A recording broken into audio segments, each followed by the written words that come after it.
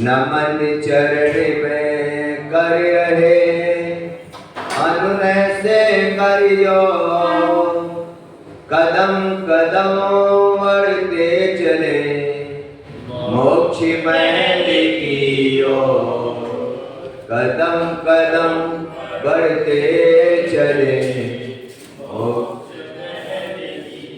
और अनंत सिद्ध परमेश्वरी भगवान की 1000 श्री आदि नाथ भगवान की 1000 श्री पार्श्वनाथ भगवान की 1000 श्री महावीर भगवान की आचार्य गुरुवत श्री विराट सागर जी महामुनि राय की आचार्य गुरुवत श्री विष्णु सागर जी महामुनि राय की दीन कम 9 करोड़ मुनि महाराज की जवली परम पूज्य श्री कार्य छोड़ानंद चित्तपाठ विगुण सागर जी महामुनि राज की भावात्माओं। शास्त्रों में बात आती है, बहुत अच्छी बात आचार्य समंतवर्धन स्वामी जो महान आचार्य हो, उन्होंने ऐसे सम्यक दर्शन की प्राप्ति की कि वो सम्यक दर्शन प्राप्त कर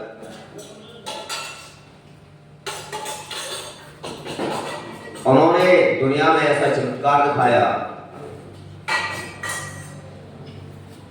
हमारे अंदर भी इस प्रकार का सम्यक भाव होना चाहिए। उन्होंने किसी भी स्थिति परिस्थिति में देव शास्त्र गुरु के अलावा किसी के आगे अपना मस्तक, और तुम गंगा जाते हो गंगादास, जमुना जाते हो क्या बन जाते हो, जहां जाते हो वहीं अपना सिर। लेकिन ध्यान रखो, आचार्य गुरुवर कहते हैं इतना भी तुमने कर लिया कि आप देव शास्त्र गुरु के अलावा किसी को नहीं मान रहे, तब भी सम्यक दृष्टि नहीं बनती, तब भी। इसीलिए आचार्यों ने यहाँ पर कहा कि तुमने देव शास्त्र गुरु के अलावा सबका नियम दे दिया कि मैं कहीं पर भी मस्तक, लेकिन तुम्हारी कसायों में कितना परिवर्तन है। आचार्य कहते हैं देखिए ये तो तुमने कर लिया, लेकिन कहीं तुम्हारी कसायों में मंदता आई क्या, तुम्हारा राग देश खत्म हुआ क्या?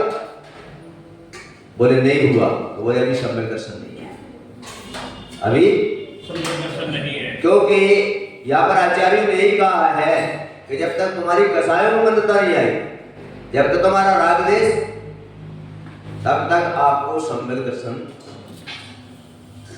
कभी कभी तो देखने में आता है, कभी कभी देखने में आता है कि जितने हम नियम लेते हैं, क्या लेते हैं नियम, जितने हम उतनी हमारी कसाएं बढ़ती, क्या हो जाती, बढ़ जाती। तो क्या हुआ वहां पर, वहां पर तुम्हारा सम्यक दर्शन का घात हो गया। क्या हुआ, क्योंकि तुम्हारी कसायों में मंदता। इसलिए आचार्यों ने कहा है हे पात्माओं, अपने आप में वो सम्यक दर्शन की प्राप्ति अगर करना है तो कसायों में मंदता लाओ इसमें। और आज कसाय में मंदता नहीं आ रही, जितना जितना हम धर्मात्मा बन रहे हैं, जितने जितने हमारे व्रत नियम ले रहे हैं, उतनी उतनी हमारी कसाय बढ़ रही है। क्या हो रही है, अब क्या होगा बोलो। इसलिए आचार्य ने कहा कसायों को कम करो,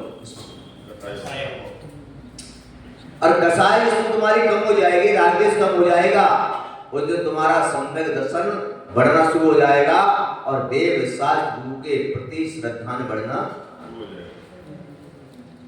हो जाएगा। हमारा श्रद्धा अगर देव शास्त्र के ऊपर है, आप कहते हो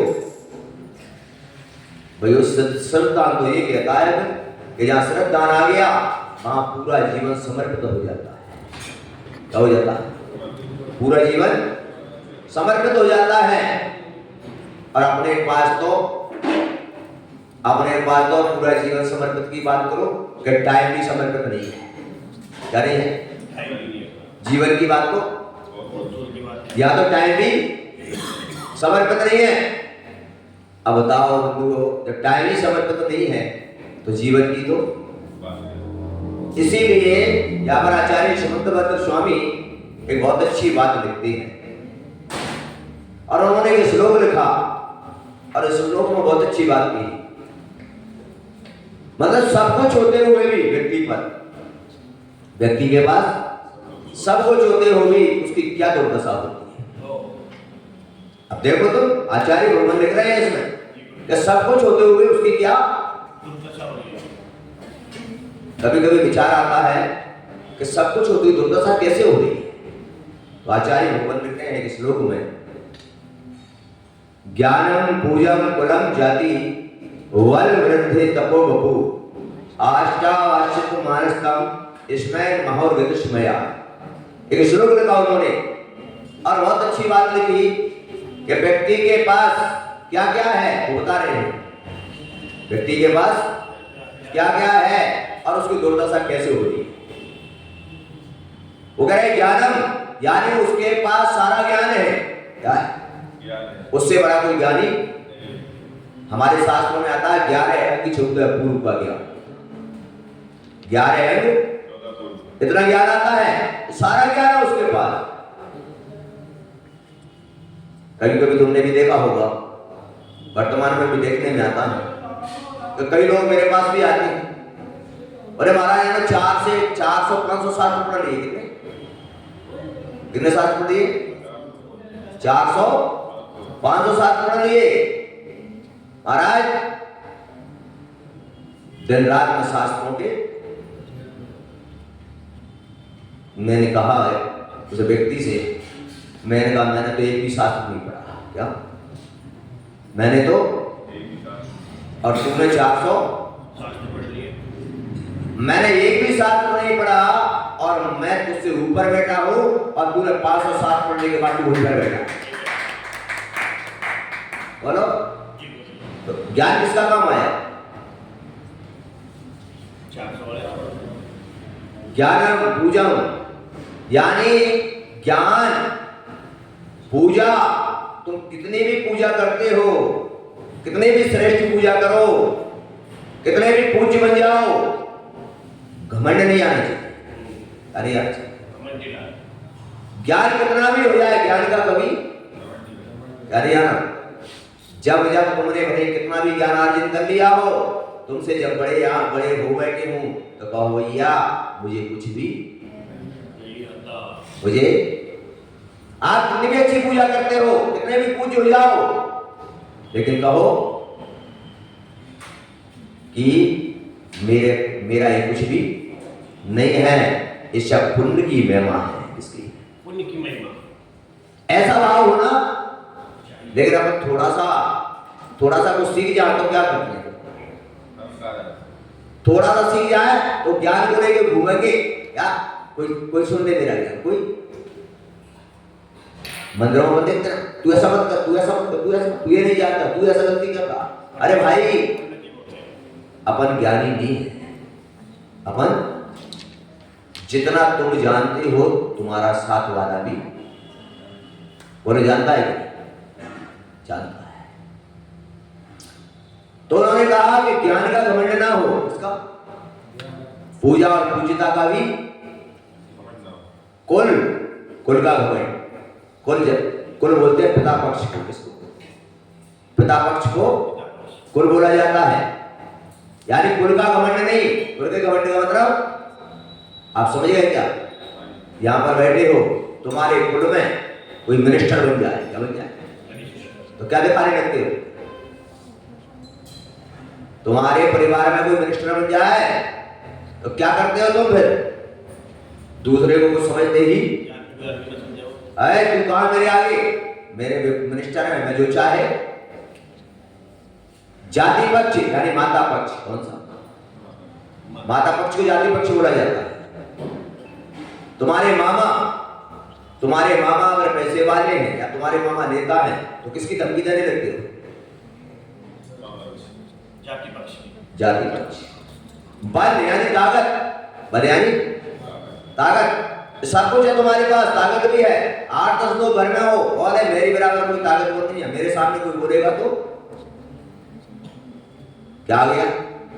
घमंड। बल वृद्धि यानी किसी के पास अपार धन है तो अपन भी बोल देते हैं तू मेरे आगे कहां लगता है, तू मेरे आगे होता है, ये घमंड आ गया। क्या है? ताप यानी मेरी बराबर कोई, जैसे कई बार आता है मेरी बराबर कोई उपवास, मैं 2-2 घंटे खड़े होकर पूजा, ये घमंड है, इसका भी कभी। वपु यानी शरीर, वपु यानी शरीर, शरीर का भी घमंड आ जाता है कि मेरे बराबर कोई सुंदर नहीं है, मेरे बराबर कोई सुंदर नहीं है। कई बार लोग भी प्यार तुम भी देखते हो, कई बार कोई व्यक्ति कह देता है तो क्या कहते हो? जा मैं कितना सुंदर हूं, या अपनी आने में शकल देख, बंदर जैसी शकल है। कैसी है? कैसी है? ये 8 चीजें हैं। कितनी? ये 8 चीजों के लिए आचार्य शब्द स्वामी ने कहा कि पुण्य से अगर 8 चीजें तुम्हें मिल जाए, कितनी? किसको मिल जाए? किसी को मिल जाए। और रावण के पास ये पूरी थी, क्या? रावण के पास सारी थी, ठीक है, नहीं बताओ। लेकिन यहां पर आचार्य ने कहा विचार करो, और राम के पास भी थी, किसके पास? लेकिन दोनों में अंतर कितना था? रावण को हर चीज का घमंड था, क्या था? और राम को किसी चीज का अंतर। समझ आ गया कि नहीं है? दोनों में अंतर आ गया। दोनों के पास वही वस्तुएं थी, कोई कमजोर, लेकिन अंतर कितना था? बस अपन भी ऐसा चिंतन करते हैं, अपन भी, कि अपने पास होते हुए अपने पास कितना मान कसा है। कौन सी? घमंड का मतलब मान, अहंकार, क्या? अहंकार और मान। और अपन पढ़ते हैं कि मान कसा है जो होती है वो बड़ी खतरनाक होती है। तो उन्होंने आचार्य शंकर स्वामी ने कहा कि 8 चीजें तुम्हें पुण्य से मिल गई हैं, पर उन्होंने कहा इसमें महोर गतिशमया, लाइन लिख रहे हैं मुनि जी, चौथी लाइन आखिरी लाइन श्लोक की है, वो लिख रहे हैं इसमें यानी घमंड, इसमें यानी घमंड, अहंकार, महोर गतिशमया, महोर यानी नरक गति। अगर आपको ये पुण्य से मिला है सारी चीजें, और आचार्य कह रहा है लेस मात्र भी है, निर्णय तुम्हें घमंड आ जाता है, अहंकार आ जाता है, क्या आ जाता है? कितनी गजब की बात कही, कितनी गजब की बात कह रहे हैं आचार्य शंकर स्वामी। आपको क्या निर्देश दे रहे हैं? और कह रहे हैं महात्मा, ये सब कुछ पुण्य से तुझे मिलने के बाद अगर तुम्हें इनमें से किसी में भी एक लेस मात्र भी घमंड आ जाता है तो इसमें महागतस्मया, इस सब कुछ पाने के बाद भी इन नरक गति को ले जाने वाला हुआ। क्या? और यही हुआ कि रावण के पास सब कुछ था, लेकिन थोड़ा सा उसका अहंकार उसको कहने गया, अंतर आया। और वही राम सब कुछ होते हुए भी सरलता को प्राप्त थे, तो मोक्ष को आपको क्या प्राप्त करना है? मोक्ष प्राप्त करना है तो ये 8 वस्तुएं अगर आपको पुण्य से मिल जाएं तो एक ही बात कहना कि मेरा कुछ नहीं है, ये सब पुण्य से मिला है, और पुण्य से मिला है तो मैं तो उसका स्वरूप उपभोग कर रहा हूं, क्या? क्योंकि पुण्य भी मुझे भोगना पड़ेगा, पर मेरा इसमें कुछ भी ऐसा भाव होना। लेकिन हमारे अंदर, बोलो, हमारे अंदर क्या जाता है? एक छोटा सा पद क्या मिल जाए तो अपन टेढ़े टेढ़े चलने लगते हैं, क्या? बोलो, 10, 20, 50 करोड़ रुपया की संपत्ति हो जाए तो कैसे चलने लगते? बोलो। लेकिन ध्यान रखो, लक्ष्मी जब आती है, क्या? लक्ष्मी जब आती है तो पीठ में लात मारती है, तो सीना कैसे हो जाता है? और जब जाती है तो पेट में लात मारती है, जाती है तो पेट में लात मारती है, तो एक हाथ में लाठी होती है, दूसरे में कटोरा। इसलिए कभी इसका अहंकार नहीं करना चाहिए। बंधुओं, इसके अंदर में आचार्य भगवान बता रहे हैं कि आज हमारे लिए ये जो घमंड अहंकार है, ये पुण्य को अर्जन नहीं करने दे रहा। हम पूजा करने तो आ रहे हैं, पर क्या आ रहा है? बोलो। एक व्यक्ति अगर आता है और वो कहता है, कई व्यक्ति आते हैं मेरे पास, बोले महाराज सुबह सुबह अगर मंदिर में मैं ना जाऊं तो मंदिर में अभिषेक भी, शाम को अगर मंदिर में जाऊं तो दीपक लगाने वाला। अरे मेरे भाई, ये 3 लोग के नाथ हैं, ये 3 लोग के नाथ हैं। अरे तू तो क्या आएगा भगवान की पूजा करने? अरे भगवान की पूजा करने असंख्यात देवों की लाइन लगी रहती है, तू किसमें घमंड करेगा? बोलो। असंख्यात देवों की लाइन लगी है, अपन किस पर? एक दीपक लगाते हो, तुम कहते हो मैं दीपक लगाता हूं। अरे 3 लोग के नाथ हैं, अरे तू दीपक पर क्या घमंड करता है? अरे 3 लोग के नाथ की तो सूरज, चंद्रमा, तारे भी की आरतियां किया करते हैं, तो क्या आरती पर घमंड करते? बोलो, विचार करो थोड़ा सा। कभी जीवन में क्या नहीं आना चाहिए? भगवान के प्रति समर्पित रहो। किसके प्रति? समर्पित रहो। नाग के पीछे मत भागो। नाग के पीछे, किसके पीछे? तुम गाय के पीछे भागो। नाम किसका रहा मेरे बंधु? किसका रहा दुनिया में? अनंता अनंत 24 ही हो गई। आप कितनी 24 के नाम जानते हैं? और विचार, ऐसा विचार करना है, नाम के लिए कभी मत करना, कर्म करना अपना।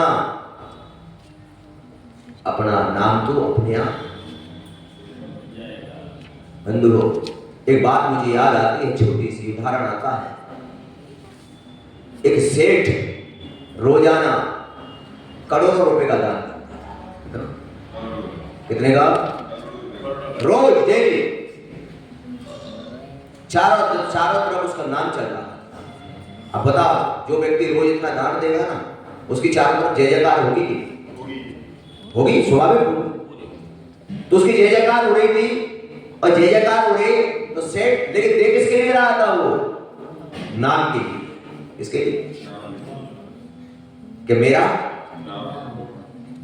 बंधुओं, करोड़ों रुपए रोज का दान देने वाला सेठ मान कसाय नाक के लिए दे रहा कि मेरी नाक नीची है, क्या ना हो जाए? अभी आप लोग यहाँ पर बैठे हो ना सारे, और यहीं पर कोई कार्यक्रम हो और यहाँ पर अगर तुम्हारे अंदर में अभिमान कसाय आ जाए और क्या, और तुम कंपटीशन में आ जाओ, क्या होता? चाहे मेरा घर बिक जाए, चाहे बोलो, होता है ऐसा। और वो सेठ उस नाम के लिए करोड़ों रुपए का दान दे रहा, लेकिन नाम में मस्त था। आप उसके घर पहुंचे, दुकान पर पहुंचे, तुमने कहा भैया मंदिर का निर्माण होना है, क्या होगा? ले जाओ 1 करोड़ रुपए, पर मेरा क्या लिख देना? मेरा नाम होना चाहिए। बंधु, उसी के घर में एक उसके किसी पुण्य योग से गुरुकुल में पड़ी हुई, गुरुकुल में पड़ी हुई एक कन्या, जिसका उसके पुत्र से विवाह हो गया। जैसे वो घर में आती है और घर में आते ही वो बोलती है कि मैं शुद्ध भोजन करती हूँ। क्या करती?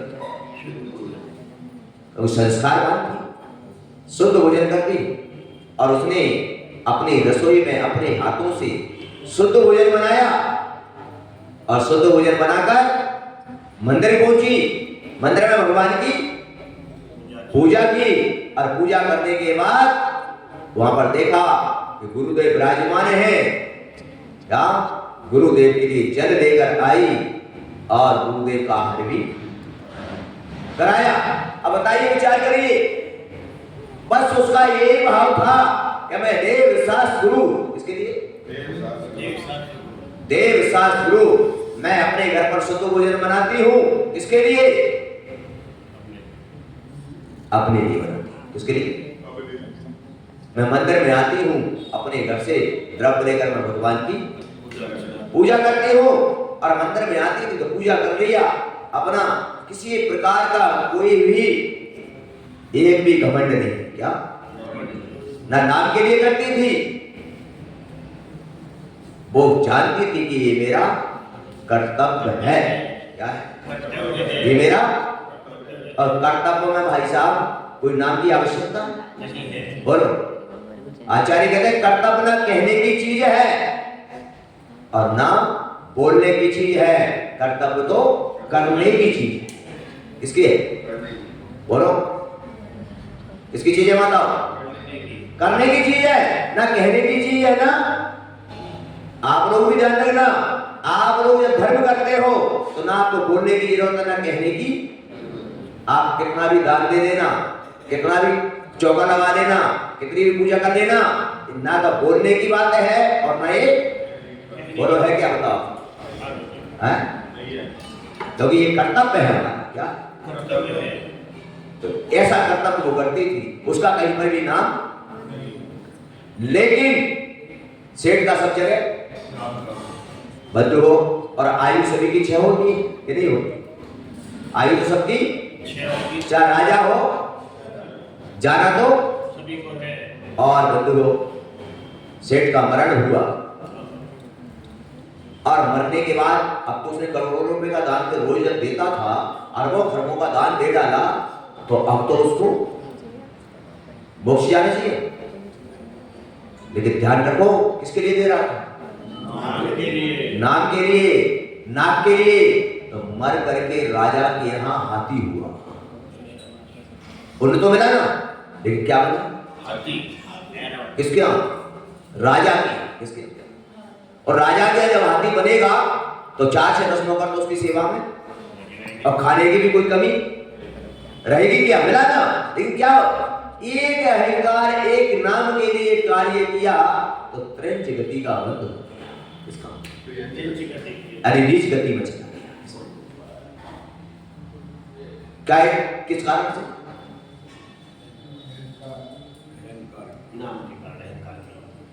और उधर उसकी जो बहू थी वो किसके लिए कर रही? अपना कर्तव्य कर रही। क्या कर रही? कभी वो अपना नाम विचार करो, उसका भी मरण हुआ, उसका भी तो संसार में जो आया है उसका भी मरण हुआ। लेकिन देखिए दोनों में अंतर देखो अब कि वही जाकर उसी राजा की उसी राजा के यहाँ कन्या पैदा हुई। कौन? कितना फर्क हो गया? वो राजा की पुत्री बनी और वो राजा का। अभी भी देखो कितनी खतरनाक होती है कसाय। कसाय भी अभी भी देखिए, वो हाथी इधर बड़ा हो गया, इधर पुत्री भी बड़ी हो गई और राजा ने देखा पुत्री की शादी तय की और शादी की। देखो मजे की बात, वही हाथी उसको दहेज में दिया है। किसको? वही। और जैसे ही वो हाथी को बढ़िया सजा के लाया गया, क्योंकि राजा जो होते हैं वो हाथी पर बैठ कर ही, और जैसे ही हाथी को लाया गया और जैसे ही उसने उस कन्या को देखा, उसको जाति स्मरण हो गया। क्या हो गया? और जाति स्मरण होते ही उसकी कसाय अभी भी खत्म नहीं हुई। अभी भी अहंकार, ये मेरी बहू थी। कौन थी पहले? बहू थी। और मैं इसका ससुर था। और बहू ससुर की पीठ पे बैठे, ऐसा हो सकता है? अरे पर्याय बदल गई, कौन किसकी बहू और कौन किसका? संसार में है कोई किसी का? बोलो। ये पर्याय के रिश्ते हैं। किसके?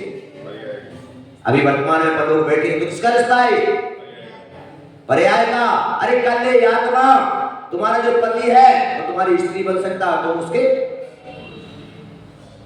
ये आत्मा किसी भी पर्याय को कौन किसका? ये स्वार्थ के रिश्ते हैं। किसके? और वो हाथी ने जैसे देखा तो हाथी विचरने लगा क्या, और इन्होंने खूब डांटा, मारा, पीटा और मान तैयार बोले मैं किसी भी हाल में इसको नहीं बैठे। बताओ भैया, विचार करो कितनी खतरनाक है कसाय। तब वो लड़की ने उसको देखा तो उसको भी स्मरण आया, लेकिन सम्यक दृष्टि जीव जो होते हैं बड़े ही सरल स्वभावी क्या होते हैं? उस लड़की ने कहा, आदेश दिया, ये हाथी मुझे दहेज में दिया गया और ये हाथी मेरा है। किसका है? उसने कहा, आदेश दिया, ये हाथी मेरे आगे आगे जाएगा, मैं इस हाथी पर बैठकर इस सम्यक दृष्टि जीव की पहचान। इसकी उसने कहा मैं हाथी पर, और उसको पालकी में बिठाया गया। और पालकी में बिठाकर पीछे पीछे और आगे आगे अहंकार में चला जा रहा था। देखो मैंने इसे नहीं बैठने दिया। लेकिन उस बहू के मन में, उस लड़की के मन में विचार चल रहा था कि इन्होंने पहले भी इतना पुण्य किया, लेकिन थोड़े अहंकार के कारण से इन्होंने अपनी गति, और अभी भी इनका अहंकार। और उस समय पहुंच के ससुराल उसके मन में तो विचार चला। सम्यक दृष्टि जीव होते हैं ना, उनके मन में दूसरे के उपकार की भावना हमेशा चलती रहती है। किसकी? दूसरे के उपकार की हमेशा भावना, और अपने मन में दूसरे को बोलो बोलो, अपने मन में दूसरे को हमेशा भावना, और सम्यक दृष्टि जीव हमेशा दूसरे के उपकार की ही अपन को भी रखना चाहिए। और वहां जाकर ससुराल में पहुंचकर वहां पर उसने देखा वो सौभाग्य उसको फिर मिल गया कि मुनिराज फिर मिल गए, उनका प्रदान करके। और मुनिराज से पूछा, कहा इस प्रकार की बात है, मेरी भावना है, ये जो हाथी पहले मेरा ससुर था जिसने बहुत पुण्य किया, लेकिन थोड़े अहंकार मान के कारण से गति में चला गया। मुनिराज से हाथ जोड़कर कहा कि इनको संबोधो, क्या करो, इनका भी कल्याण होना। देखिए सम्यक दृष्टि जीव की भावना, इनका भी कल्याण। उसको क्या लेना, वो कहते मेरा हाथी है, मेरा होगा जो होगा, क्या चार को बुला के कहते लगाओ उसकी पिटाई, मैं तो सीट बैठूंगी। लेकिन नहीं, और उसने मुनिराज को लेकर गई और मुनिराज ने हाथी को पूर्व श्रवण करा के उसको संबोधा, और जैसे मुनिराज ने संबोधा वैसे ही उसको पश्चाताप होने लगा। क्या? उसको कहा, हे गजराज, आय तू अगर अहंकार नहीं करता, मान नहीं करता, तो आय तू स्वर्ग में सौधर्मिंद्र बना बेटा। क्या तेरे क्या गति कर दी तूने, तेरी गति में आ गया, इसके कारण से, अहंकार के कारण से। और वो हाथी को जब संबोधा तो उसको बोध हो गया, ओ हो मैंने क्या कर लिया है? मैंने थोड़े से नाम के लिए, इसके लिए थोड़े से नाम के लिए मैंने क्या कर लिया?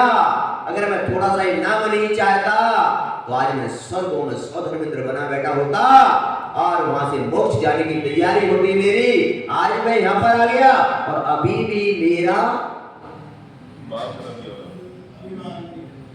और उसी समय उसका मान टूट गया, अहंकार टूट गया। ध्यान रखिए इस बात को अपने जीवन में। जब जब व्यक्ति का कल्याण होगा वो गुरु के माध्यम से ही होगा। दुनिया में कोई तीसरा व्यक्ति नहीं है जो उनका कल्याण कर सके। बोलो, कल्याण होगा तब तक उस गुरु के बगैर कुछ होने वाला नहीं है।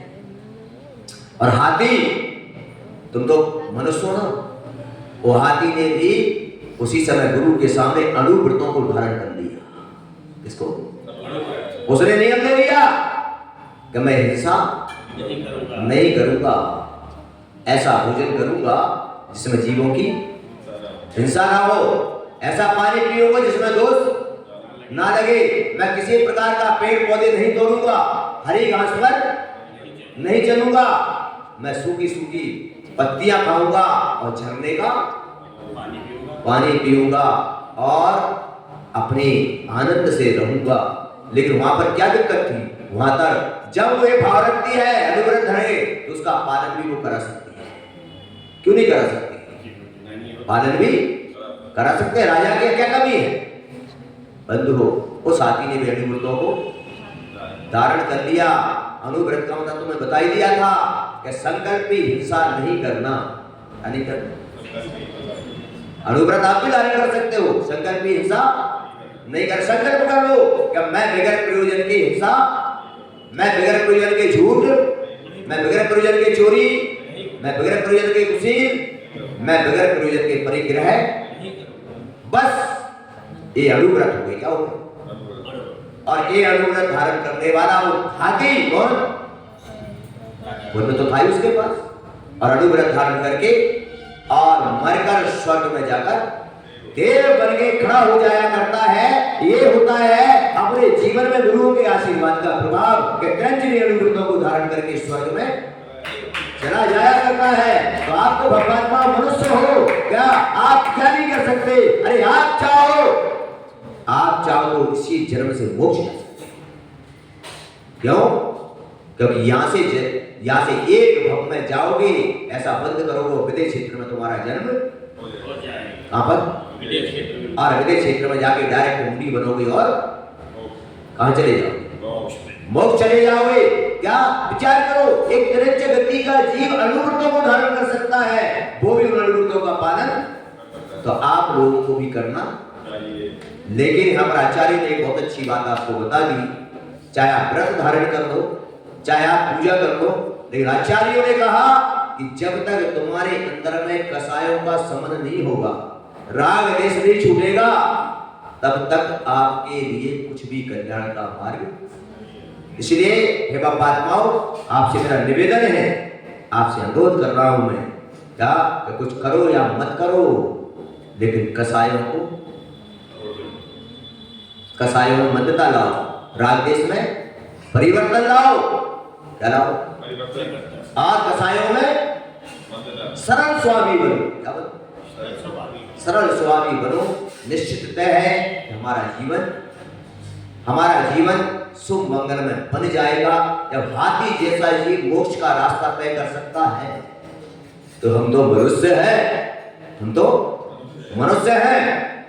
इसलिए आज आपको इस सूत्र आचार्य सुतभद्र स्वामी ने दिया कि पुण्य से अगर आपको सारी चीजें मिल जाएं तो इन पर कभी घमंड मत करना। सरल स्वामी बन के अपने कर्तव्य मान के देव शास्त्र की सेवा करना। तुम्हारा जीवन सुख मंगल में बन जाएगा, तुम्हारा जीवन धन्य बन जाएगा। ये सौभाग्य तुम्हारे लिए प्राप्त हो रहा है। क्या? और मैं तो पार्षनाथ भगवान से रोज कहता हूँ क्या कि भगवान अब काफी समय हो गया आपके चरणों में रहते रहते, अब कहीं क्या यहाँ से मैं तो रोज कहता हूँ इसलिए 2 लाइनों के साथ भगवान के चरणों में रखता हूं कि भगवान मेरी सुन लो। क्या करो? ओ पारस प्यारे निर्गुण और न्यारे, तुम बिन हम मेरा कोई नहीं, हमारी उलझन सुलझा दो भगवन, कि तुम बिन हम मेरा कोई नहीं। बड़े बादशाह भगवान की जनवाणी के ज्ञान